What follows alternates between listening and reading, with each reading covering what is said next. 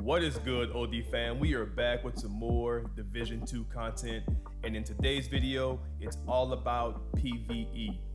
Now, before you click off the video, I know that most of you guys look to me for PvP content, but I gotta show love to all my subscribers, so shout out Matt Lawson for requesting this video, and let's get into what I consider my most OD PvE build yet.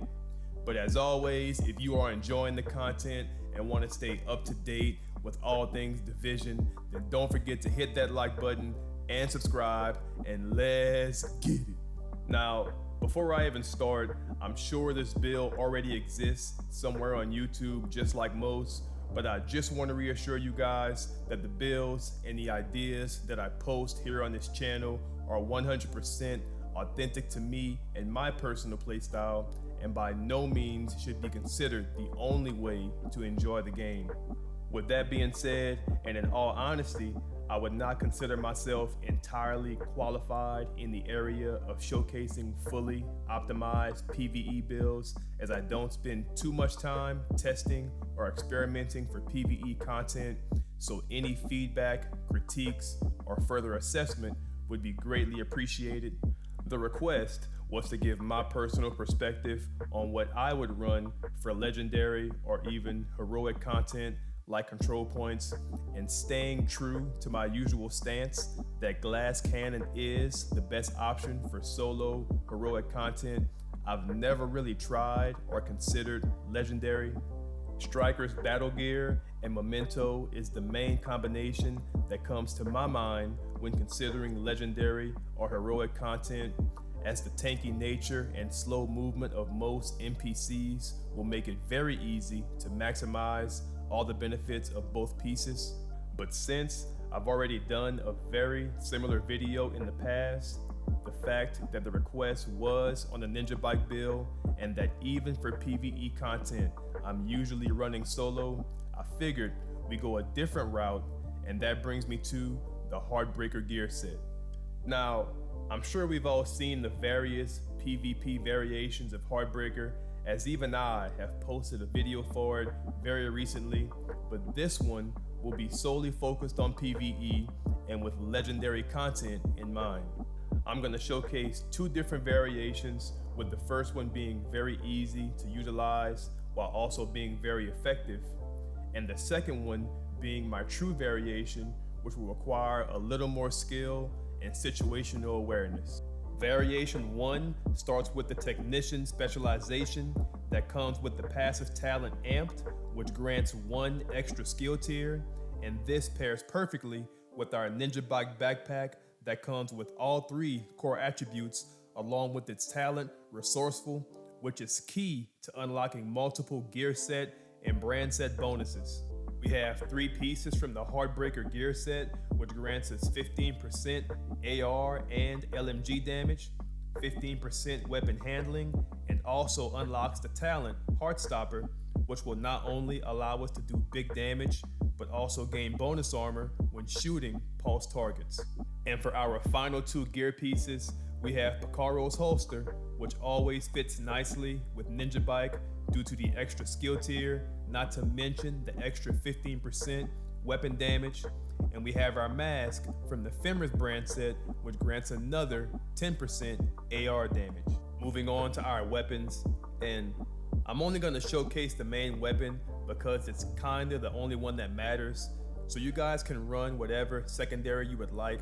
But for the main weapon, we have the Kingbreaker, which is best in slot for any pulse build because of the talent Perfect Flatline, which amplifies weapon damage by 20% to pulsed enemies. The Kingbreaker also happens to be one of the only assault rifles that can utilize the linked laser pointer, which will make it very easy to pulse enemies to take advantage of Heartstopper. Moving on to our skills, and once again this part is really up to you guys. I was using the ballistic shield because legendary and heroic NPCs hit like a truck, and I was also using the striker drone just to draw away and distract enemy fire. And for our final build stats, our main weapon comes out to 49% crit chance with 92.3% critical damage. And now to showcase my personal variation, which will have a few minor but very important changes for the playstyle, starting with our new main weapon, the Chameleon. And you guys know me, I love off-meta and off-brand gear, and I actually really enjoy this weapon as it pairs nicely with Striker and HeartBreaker because it allows us to stack even more damage. But unlike Striker, we need a way to pulse enemies without the use of the scanner pulse or the linked laser pointer, and that's where our change to Sharpshooter comes into play. Sharpshooter unlocks the Tactician drone, allowing us not only to pulse enemies, but to also gain even more damage stacks from Chameleon on top of Heartstopper. And for the final build stats on this variation, I finished with 57.5% crit chance and 104.1% critical damage on my Chameleon. And I do run the Kingbreaker as my secondary on this variation, and it comes out to 48% crit chance and 104.1% critical damage. Now listen guys, I really want to know what you guys think about this build. I really enjoyed it, and I think you guys will too, especially if you do a lot of PVE. It's really good in the group, especially as the main damage dealer, and it's also really good solo. And full disclosure, I did not finish an entire legendary mission solo running this. It worked, but I just don't have the time or the patience to spend doing that type of PVE for that long. And just to add one more thing, as I said earlier, the reason I chose to showcase HeartBreaker with Ninja is because of the request, but that does not mean I would choose this build over Striker and Memento, as in my opinion, Memento is the way to go for all things PVE. And as I also mentioned, I've already done that build video. So if any of you guys are interested, I'll leave a link in the comment section. But as always, thank y'all so much for watching. And if you are enjoying the content and want to stay up to date with all things Division, then don't forget to hit that like button and subscribe to join the OD family. And I'll see you on the next one. I'm out.